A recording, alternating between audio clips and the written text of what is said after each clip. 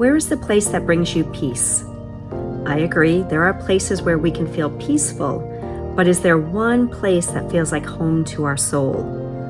In this hectic world, do we stop long enough to realize what that place is? And then stop again to make the time to get to that place on a consistent basis to let our soul bathe in that peace. For this week's video, I'm going to share with you the place that brings me peace and my recent adventure with it as we hauled off from home and along with some family and friends for a little vacation still here in Maine. And I was able to spend time with that place, learn lessons from that place, and also kind of ponder my relationship with it. For this week's adventure, we stayed in the state of Maine and headed almost 3 hours up the coast to Mount Desert Island. A bit of information for you.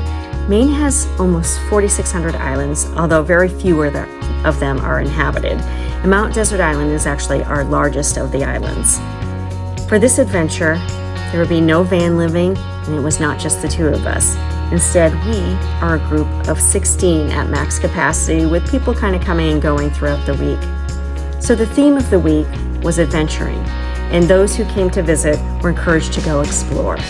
Mount Desert Island is home to Acadia National Park, which is an incredible place donated by the Rockefeller family, with the driving force in the family being John D. Rockefeller II.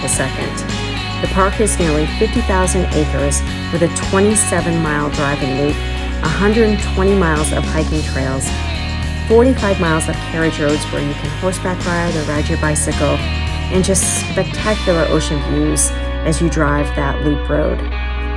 For this adventure, we were located outside of the park on the western side of the island. And since this is tourist season and Tom and I did our Acadia exploring in May, we personally attempted to keep activities to non-Acadia activities for the most part. For me, that meant time on the water. So what were my lessons on this adventure? Well, it was quickly pointed out to me that I need to relax and I need to not worry about everybody else, that I worry too much about other people's happiness and their needs. And then I realized that it was the same thing last year when there were 18 of us on vacation on a Maine lake, or it's the same as if we're at home and it's just 4 of us. So it's definitely something that I need to work on. But as I reflected back on it, I realized that I did the same thing last year as that I did this year. And that was, I would get up early and I would get myself down to the water and get out on the kayak. The water calms me, it resets me, and I know that I can handle anything coming my way if I can begin my day on the water. And so with that, I realized that that is really my soul's place, and I need to find my way to water as often as possible. And for that matter, I think that we all need to discover that place that speaks to our soul and brings us such peace and calm. Secondly, my lesson was that when we let go and stop trying to control or search so desperately for things in our lives, that's when the magic comes to us. I believe this is called surrendering. Being on the ocean, yet somewhat protected in the narrows of the islands, we spotted some eagles, some loons, and seals right there from the shoreline. But then to have the opportunity to take the kayak out onto the water, into the water, you just want so desperately to have an up-close experience that we try to force it or will it to happen. As I think back now, since we've been home, each of my encounters on the water were after I resigned myself to a quick seal sighting here and there, and then it was when I surrendered that it was time to head back to the dock that the magical experiences came. Although nature is literally the natural place to cater to our soul, in my 20s, I would have told you that belly up to a bar was my peaceful place.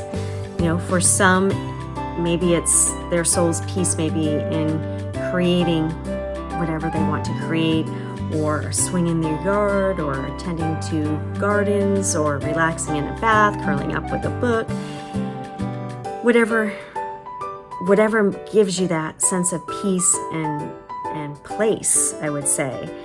Although I believe that my soul's peaceful place is on the water, in doing those things that I just listed, or finding peace on a mountain in a given day, or in a moss-covered forest on a given day, or while biking, or staring deeply into a campfire, those can all be peaceful experiences, but I feel like there's something that connects to our soul, and that's the place that we all need to find. I think it's discovering what brings calm to our soul and makes the world feel like magic.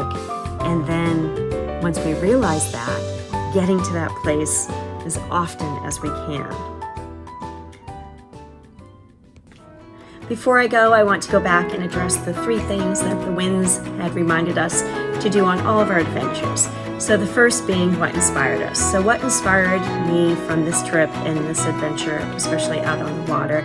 And I would say that nature is listening and is responding. So I learned that with the wind on the mountain, and then I learned that especially with the creatures of the ocean, but also in the weather and the water and how it changed every day, and to be out there and be still and to surrender, and it responds, and we can learn such valuable things from it. So I'd say that is what inspired me.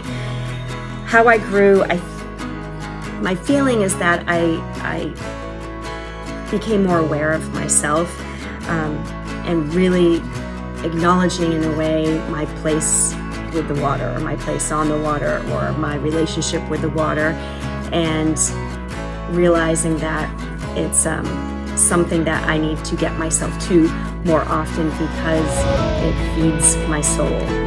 So that's that piece. And then the last, what am I grateful for? And so many things, quite honestly, but for this purpose, I'm going to say my time with family and friends. When I was out on the water, I met this wonderful woman who has lived kind of a nomadic lifestyle through the years, as a single mom, moving her child to Alaska and being on the water there, and going down into the San Juan Islands of Washington State and being on the water there and moving around. And she, I'm going to guess, was upper 70s, early 80s. And I met her on the water by herself. She had put her gear in. She had very nice gear and was out kayaking by herself, had just moved by herself to this new town 5 months prior, and was feeling this call to Mount Desert Island, which I can relate to. And she reminded me that although she has loved her lifestyle, that there was something very special for me to be able to come to such a place with 15 other people. So that is what I am grateful for today. So thank you. That's a wrap for watching today, or whenever you should watch this. I so appreciate it. I'm having a ball doing these videos that are incorporating some of our adventures, some of me pushing my comfort zone, some of me listening, and of course me getting out in nature with things that, and being able to incorporate thoughts or wisdom that I've picked up from different books and different authors and different podcasts and different things, and melding those together. So I hope you're enjoying these as well, because I love doing them, and I'm sure they will, change and evolve as I do them, especially as I'm learning technology and editing and all that kind of stuff too. So bear with me, please. But again, thank you for watching. I hope you'll join me next time. I hope you'll go back and watch some other videos. I am never going to leave the book stuff because I enjoy that too. So I will find a way to incorporate some books in here that I picked up on my adventures, but that's a wrap. So as always, be well and keep stepping forward. Thank you so much.